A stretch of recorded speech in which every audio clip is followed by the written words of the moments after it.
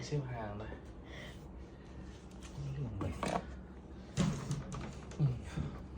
Đấy, xong mặt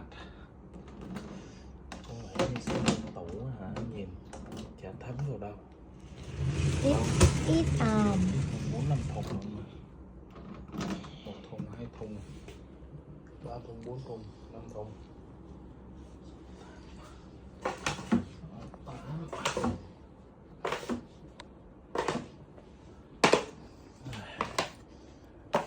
Các anh tha hồ lựa chọn năm sinh vì mỗi mẫu rất là nhiều cái, mỗi năm rất là nhiều mẫu.